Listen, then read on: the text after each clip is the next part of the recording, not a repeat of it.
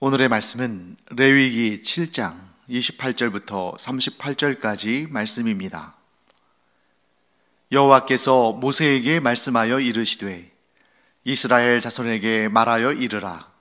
화목제물을 여호와께 드리려는 자는 그 화목제물 중에서 그의 예물을 여호와께 가져오되 여호와의 화제물은 그 사람이 자기 손으로 가져올지니 곧 그 제물의 기름과 가슴을 가져올 것이요 제사장은 그 가슴을 여호와 앞에 흔들어 요제를 삼고 그 기름은 제단 위에서 불사를 것이며 가슴은 아론과 그의 자손에게 돌릴 것이며 또 너희는 그 화목제물의 오른쪽 뒷다리를 제사장에게 주어 거제를 삼을지니 아론의 자손 중에서 화목제물의 피와 기름을 드리는 자는 그 오른쪽 뒷다리를 자기의 소득으로 삼을 것이니라. 내가 이스라엘 자손의 화목제물 중에서 그 흔든 가슴과 든 뒷다리를 가져다가 제사장 아론과 그의 자손에게 주었나니 이는 이스라엘 자손에게서 받을 영원한 소득이니라. 이는 여호와의 화제물 중에서 아론에게 돌릴 것과 그의 아들들에게 돌릴 것이니 그들을 세워 여호와의 제사장의 직분을 행하게 한 날, 곧 그들에게 기름 부은 날에 여호와께서 명령하사 이스라엘 자손 중에서 그들에게 돌리게 하신 것이라. 대대로 영원히 받을 소득이니라. 이는 번제와 소제와 속죄제와 속건제와 위임식과 화목제의 규례라. 여호와께서 시내 광야에서 이스라엘 자손에게 그 예물을 여호와께 드리라 명령하신 날에 시내 산에서 이같이 모세에게 명령하셨더라.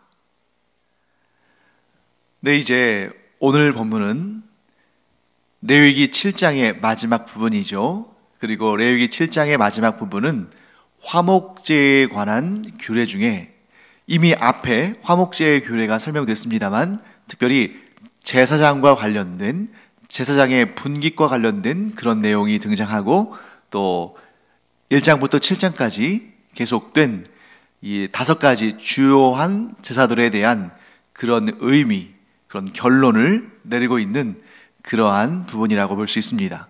레위기의 앞부분 1장부터 7장까지 제사법에 관한 의미를 마무리하는 거죠.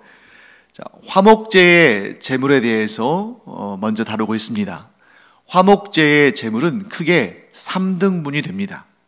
그래서 가장 먼저는 여호와 하나님께 올려드려지는, 물론 화목제 전체가 화목제물로 드리는 그 제물의 전체가 하나님께 올려드리는 것이지만 그 중에서 하나님께서 이렇게 좀 구분하여 주셨죠. 그래서 나에게, 즉 하나님께서, 여호와 하나님께서 나에게 너희는 그 화목제의 제물 가운데에 기름을 떼어서 화제로, 즉 불에 태워드리는 제사로 나에게 그 향기로운 냄새를 올려라 하고 이제 말씀하시고, 그 다음에 제사장, 곧 그 화목제를 집례하는 제사장. 자, 오늘 본문에는 어떤 부분을 보면 명확하게 제사장이라고 언급되어 있지 않는 그런 부분이 있습니다. 그런데 그런 때는 어떻게 표현되어 있냐면 아론과 그의 자손들, 아론과 그의 아들들, 혹은 아론과 그의 자손들, 이렇게 표현되어 있는 부분이 있는데 그것이 곧 뭘 의미하냐면 제사장을 의미해요. 왜냐하면 지금 이 레위기의 율법은 하나님께서 모세를 통해서 성막을 짓게 하신 다음에 그 성막에서 하나님의 일을 행할 제사장들을 세우시고 또한 이런 제사법들에 대해서 말씀하시는 것이기 때문에 지금 이 레위기가 기록된 당시에 하나님의 거룩한 일을 행하는 제사장은 아론과 그의 4명의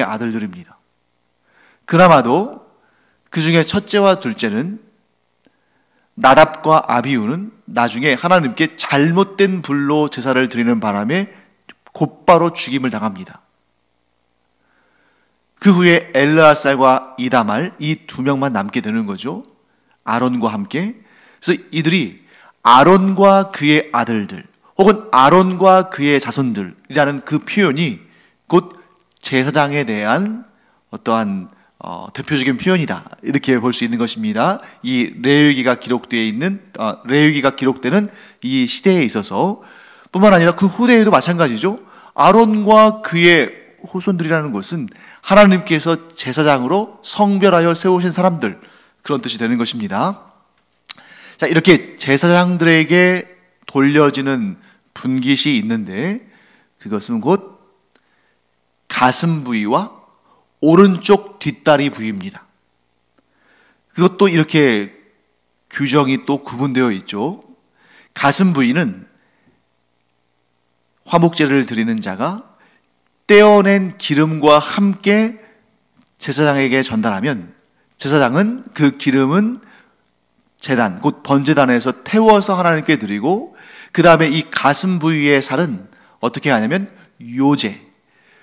요제는 5가지의 주요한 제사법 언급할 때 요제는 들어가지 않았죠.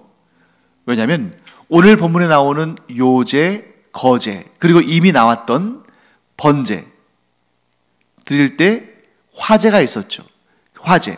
그러니까 번제, 소제, 속죄제, 속건제, 화목제, 이 5가지의 제사는 지금 1장부터 7장까지 하나님께 드려지는 주요한 제사들을 언급할 때 나오는 것이고, 그 다음에 번제할 때 나왔던 화제, 그리고 오늘 화목제 할 때 나오는 요제와 거제는 제사의 어떤 방식을 의미하는 겁니다. 그래서 화제는 불로 태워서 드리는 그 방식.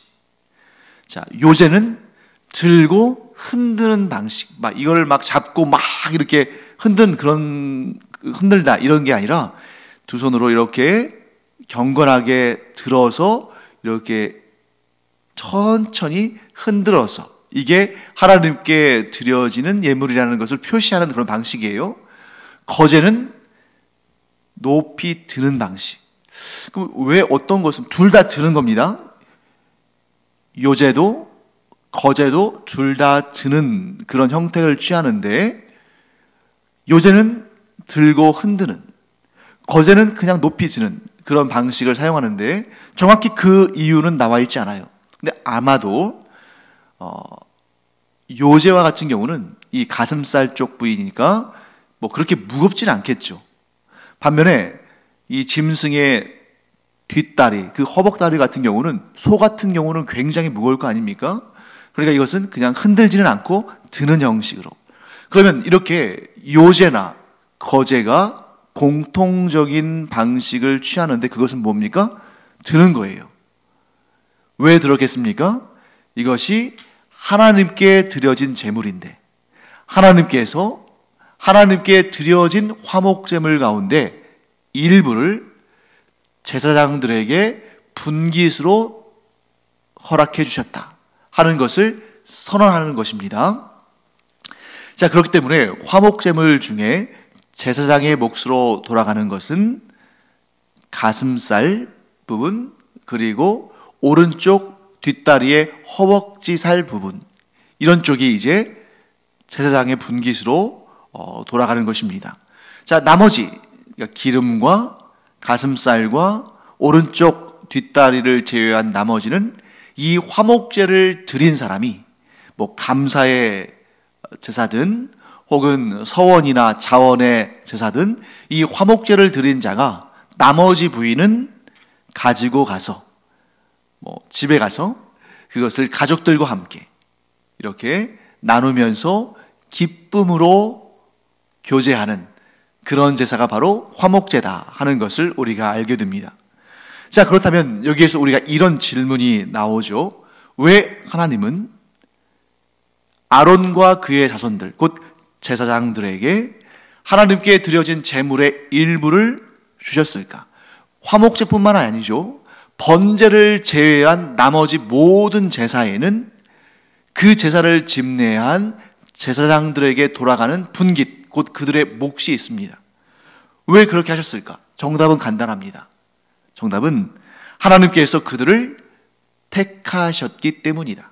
곧 하나님께서 그들을 하나님의 거룩한 일꾼들로 세우셨기 때문이다. 그래서 하나님께서 그들의 생명을, 그들의 생활을 책임져 주시기로 약속하신 것입니다. 자, 여러분, 이스라엘 백성들은 모두가 하나님의 택함받은 언약 백성들이기는 합니다만, 그들 가운데서도 특별히 성별하여 하나님의 일꾼으로, 하나님의 사람들로 세우신 그런 존재가 바로 이 제사장들이죠.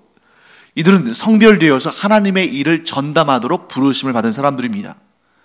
그렇기 때문에 하나님께서는 지금은 이제 땅을 기업으로 받는 그런 때가 아니니까, 지금은 뭐 기업이라는 개념이 없습니다만, 나중에 이제 이 출애굽 여정을 마치고 광야에서의 이 유랑 생활을 마치고 가나안 땅에 들어가게 됐을 때, 이 레위 지파, 즉 아론이 속한 레위 지파에게는 땅을 기업으로 주지 않으시고, 나머지 지파들, 레위 지파를 제외한 나머지 지파들에게는 땅을 기업으로 주셨어요. 그런데 정확히 말하면 레위 지파 사람들에게 땅을 주지 않으신 것은 아닙니다. 레위 지파 사람들에게도 땅을 주시긴 하셨어요. 그런데 그 땅은 하나님께서 그 지파에게 기업으로 주신 땅이 아닙니다. 자, 기업으로 주셨다는 것은 뭘 의미하냐면 자기들의 영역이 있다는 거예요. 그러니까 예를 들면 유다 지파, 에브라임 지파, 자신들의 그 지파별로 할당된 그런 땅이 있는 것입니다. 그래서 이것은 우리 지파의 땅이다. 그리고 그 각 지파별로 또 그 지파에 속한 사람들에게 하나님께서 땅을 기업으로 주셨습니다.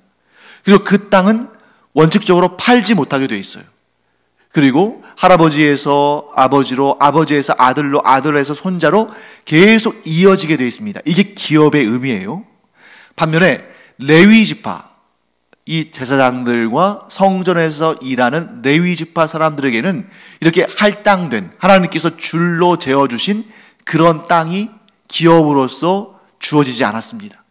대신 그들에게는 도피성을 중심으로 해서 각 지파의 일정한 부분을 이 레위인들도 먹고 살아야 되니까 그들이 농사를 짓게끔, 그들이 목축을 하게끔 땅을 그들에게 떼어주라고는 하셨어요. 하나님께서 정해주셨습니다. 도피성을 비롯해서 각 지파들의 땅 중에. 하지만 이것을 일반적으로 기업이라고는 하지 않죠.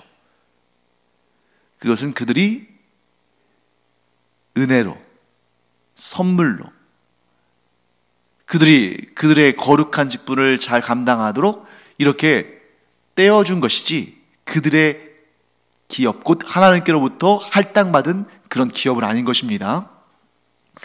그래서 하나님께서는 왜 그러면 이 제사장들을 비롯해서 레위 지파 사람들에게 땅을 기업으로 주지 않으셨을까? 어떤 의미가 담겨 있냐면, 너희들은 그냥 알아서 살아라, 이런 뜻이 아니라 너희들의 힘으로 스스로 인생을 개척하며 너희들이 스스로 너희들이 먹고 살 것을 준비할 필요가 없다. 왜냐하면 너희는 나의 일, 곧 거룩한 일을 하도록 성별된 자들이니 너희들이 먹고 살 것은 내가 채워줄 것이다. 이렇게 하나님께서 말씀하신 것입니다. 자, 그런데 그러면 어떻게 채워주실 것인가? 어느 날 갑자기 하늘에서 음식이 만나처럼 쏟아지는 그런 방식을 통해서 이 레위 지파 사람들과 제사장들이 먹을 것을 하나님께서 초월적으로 신비적인 능력으로 주신 것이 아니라 하나님께서 약속하신 거예요. 너희들에게는 기업이 주어지지 않았지만 기업을 받은 나머지 지파 사람들이 너희에게 먹을 것을 주도록 내가 정하였다 하는 것입니다. 그러면 이 제사장들에게 어떻게 하나님께서 다른 지파 사람들을 통해서 먹을 것을 주시는가? 대표적인 경우가 방금 전에 우리가 말씀을 나눴죠. 5가지 주요한 제사들. 번제, 소제, 속죄제, 속건제, 화목제. 이 5가지 주요한 제사 가운데 무엇을 빼고? 번제를 빼고 나머지 제사에 드려지는 그러한 제물들 가운데 일부를 이 제사장들에게 하나님께서 떼어주심으로 말미암아 그들이 먹고 사는 데에 문제가 없도록, 곧 먹고 사는 데 문제가 없게 하시겠다는 것은 뭘 의미하냐면 하나님께서 맡기신 그 거룩한 사명을 온전히 신실하게 제대로 잘 감당하도록 하나님께서 그렇게 배려해 주시고 베풀어 주신 것입니다. 또한 이 제사의 일부분, 제물의 일부분뿐만 아니라 또 하나님께서 어떤 규례를 주셨냐면 11조의 규례를 주셨죠. 그래서 그가 농사를 지어서 거둔 그러한 추수한 것들의 10의 1, 또 가축들의 10의 1, 이렇게 10의 1을 정기적으로 하나님께 11조를 드리면 그 11조 가운데의 일부는 성전이나 성막이나 하나님의 처소를 관리하고 유지하는 데 사용하고, 또 일부는 고아나 과부나 나그네나 이렇게 삶이 어렵고 힘든, 스스로 살기 힘든 자들을 돕는 데 썼고, 그리고 또 나머지 일부는 제사장들의 삶을 유지하는 데 사용하도록 하신 것입니다. 이렇게 하나님께서는 하나님의 일을, 물론 모든 것이 하나님의 일입니다만 이스라엘 백성들이 하나님을 만나고 하나님께로 나아가는 그 제사의 일을 전적으로 감당하게 되는 이 제사장들에게, 또 나중에는 그 일을 돕는 레위 지파 사람들을 돕는 일에 또 하나님께서 이런 은혜와 또 배려를 해주셨다 하는 것을 보게 됩니다. 자, 그런데 여기에서 우리가 이 주제를 한번 생각해 봐야 됩니다. 사람은 왜 신실하지 못할까? 참 이런 아주 참 안타까운 문제를 우리가 보게 됩니다. 그러니까 하나님께서 어떤 명령을 주셨으면 하나님께서 신실하시듯이, 하나님께서 약속을 반드시 지키시듯이 사람도 신실하게 반드시 그 약속을 지켜야 되는데 사람은 신실하지 못하다. 그래서 어떤 일이 발생합니까? 점점 시간이 지나면 지날수록 사람들이 하나님의 뜻을 따르지 않습니다. 그래서 어떻게 하냐면 하나님께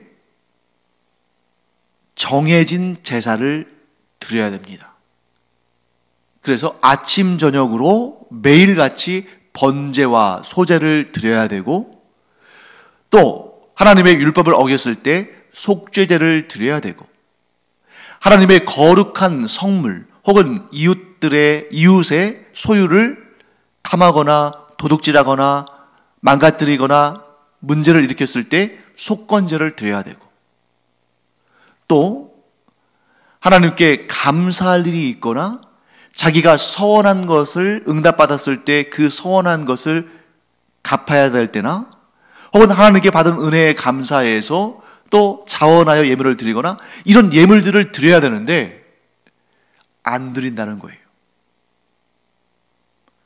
자, 하나님께서 뜻하신 대로, 하나님께서 주신 규례대로 제사를 드려야 되는데 제사를 안 드립니다. 제물을 가지고 성막이나 성전으로 안 오는 거예요. 자, 그렇게 되면 어떻게 되겠습니까? 땅을 기업으로 받지 못하고 온전히 하나님의 일을 함으로 말미암아 하나님께서 땅을 기업으로 받은 그 백성들이 하나님께 드리는 제사와 11조의 일부를 가지고 생활하게 하나님께서 정하신 제사장들과 레위 지파 사람들이 굶기 시작하는 겁니다. 왜? 나머지 지파 사람들이 하나님께 제사를 잘 드리지도 않고 11조도 드리지 않으니까. 그러니까 어떤 일이 발생하겠어요? 제사장들이, 또 레위 지파 사람들이, 곧 하나님의 거룩한 일을 위해서, 하나님께 드려지는 제사를 위해서, 하나님과 이스라엘 백성들 사이에 그 관계를 연결하는 그 거룩한 일을 위해서 일해야 되는 제사장들, 또 레위 지파 사람들이 성막과 그리고 후대에 성전을 떠나기 시작합니다. 왜? 먹고 살아야 되니까. 그냥 쫄쫄 굶다가 죽을 수는 없으니까 먹고 살아야 하니까 자신들이 하나님께로부터 명령받은 그 거룩한 직분을 감당하지 않고 혹은 못하고 이리저리 흩어져서 여기저기 다니면서 때로는 동냥하기도 하고, 때로는 남의 집에 종으로 살기도 하고, 때로는 임자 없는 땅에 가가지고 거기에서 농사 짓고 살기도 하고, 이러한 안타까운 상황에 처하게 된 것이죠. 하나님은 항상 신실하게 하나님의 약속을 지키시는데, 사람들은 하나님의 명령을 지키지 않고 결국 제사장들과 레위인들이 그 거룩한 직분을 버리고 떠돌이 생활을 해야 되는 그런 상황에 처하게 되는 것입니다. 자, 그러면 어떻게 되겠어요? 성막 그리고 후대의 성전에서 하나님의 거룩한 일을 행하며, 그래서 하나님의 백성들을 하나님께로 인도하고 하나님과 하나님의 백성들 사이의 관계가 좋아지도록, 깊어지도록, 가까워지도록 일해야 되는, 이 중보자적인 사역을 해야 되는 제사장들과 레위 지파 사람들이 그 일을 감당하지 못하니까 이스라엘 사람들은 더욱더 타락하게 되고, 더욱더 영적으로 무질서하게 되고, 더욱더 하나님 앞에 범죄를 행함으로 하나님의 책망을 받게 되는, 이것이 바로 영적인 악순환이죠. 신실하지 못한 그들의 자세로 말미암아 이런 영적인 타락과 영적인 죄악의 악순환이 계속되는 것입니다. 그것이 바로 이스라엘이 하나님 앞에 범죄한 가장 중요한 이유 중에 하나죠. 자, 그러면 왜 하나님은 신실하신데 이스라엘 사람들은 신실하지 못했을까? 두 가지 이유가 있습니다. 첫째는 욕심이죠. 욕심. 하나님께 드리는 것이 아까운 것입니다.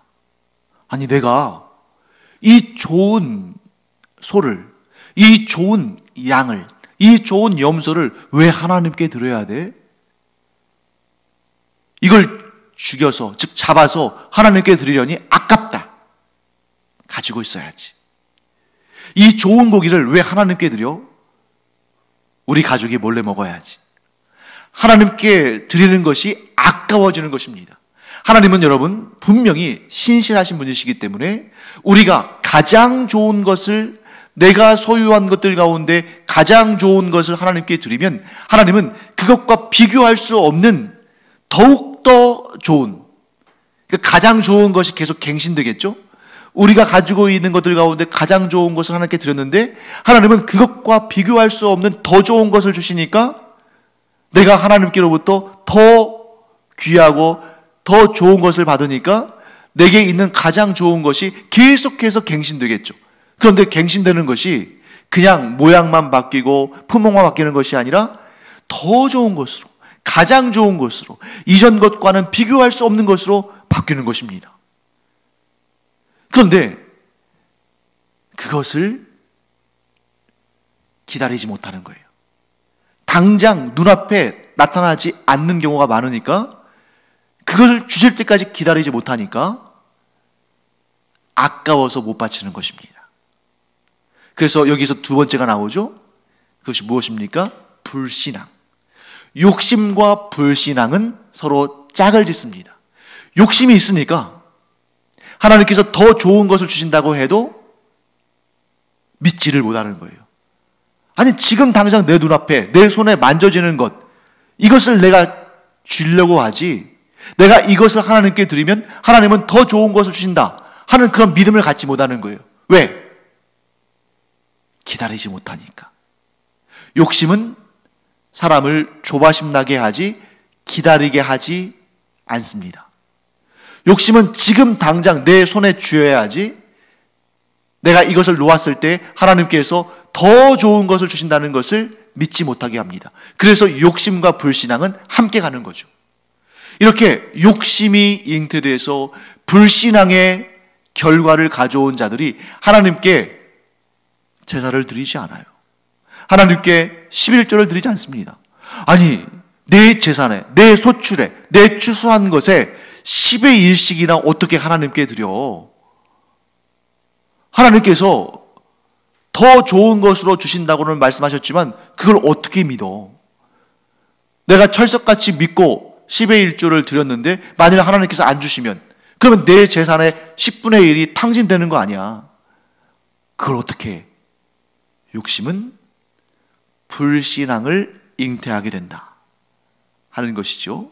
그러면 우리는 어떻게 해야 할 것인가? 실제로 여러분, 우리가 하나님께 예배를 드리고 우리가 하나님께 헌금을 드리고 우리가 하나님께 11조를 드리고 예물을 드릴 때 당장 드리자마자 바로 그 순간에 내가 드린 것보다 10배, 100배 더 많은 것이 갑자기 주어지고 내가 드린 것과는 비교할 수 없는 그런 은혜로운 일들이 막 바로바로 생겨나면 즉각 우리가 드리겠죠. 드리면서도 얼마나 기대에 차겠습니까? 그런데 하나님께서 그렇게 하지 않으실 때가 많다는 거죠. 하나님의 때는 우리가 생각하고 우리가 기대하고 우리가 바라는 때와 일치하지 않을 때가 많습니다. 물론 거기에는 하나님의 교육적인 차원이 들어가 있어요. 왜? 하나님께서 우리를 이 땅에서 가르치시고 교육하시고 인도하실 때 중요한 덕목 중에 하나가 인내가 있거든요. 인내함으로 우리의 믿음이 더 성장하는 그러한 아주 귀한 교육 과정이 있기 때문에 때로는 우리가 기도하고 구할 때 바로바로 주시기도 하시지만 그렇게 하지 않으시고 기다리게 하실 때가 많습니다.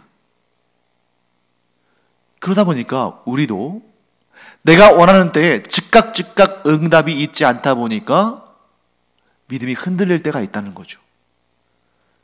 왜? 우리의 삶 가운데 그런 경험들을 하니까. 내가 간절히 기도했는데 즉각적으로 응답이 없어요. 그리고 한참 시간이 지난 다음에 이루어졌을 때는 그것이 그 기도의 응답인지를 잘 모를 때가 있습니다. 또한 내가 하나님께 예물을 드리고 헌금을 드리고 11조를 드리고 이러한 헌신을 하고 했을 때 바로 그날 혹은 조금 기다린다면 한 달이나 쯤 후에 일주일이나 한 달쯤 후에 우리의 기억력이 가물가물해지기 전에 바로 하나님께서 정말 몇 곱절 더 좋은 것으로 딱 우리에게 주시면 그래 내가 하나님께 이렇게 예물을 드렸더니 내가 하나님께 이렇게 11조를 드렸더니 하나님께서 놀라운 은혜로 나를 채우시는구나 하고 할 텐데 어떨 때는 1년, 어떨 때는 10년이 지나도 그 응답을 받지 못할 때가 있다는 거죠. 아브라함을 보십시오. 왜 아브라함이 믿음의 조상입니까? 그는 하나님께서 그의 후사를 이어갈 아들을 주실 것을 약속받은 다음에 무려 25년을 기다려야 했습니다. 그럼에도 그는 하나님을 믿고 신뢰했죠. 다니엘서를 보면 다니엘의 세 친구가 등장합니다. 사드락, 메삭, 아벳느고. 바벨론의 왕이 큰 금신상을 만들어 놓고 그 우상 앞에 절하지 않는 자는 뜨거운 풀무불 곧 용광로에 던져 넣어 죽이겠다고 협박을 합니다. 그런데도 이 다니엘의 세 친구는 금신상 앞에 절하지 않습니다. 결국 그들은 뜨거운 용광로에 던져질 위기에 처합니다. 그때 그들이 바벨론 왕에게 뭐라고 말합니까? 우리는 두렵지 않습니다. 하나님께서 우리를 구원하실 줄을 믿습니다. 그런데 그 다음이 중요하죠. 그러나 그리 아니하실지라 할지라도 즉 그리 아니하실지라도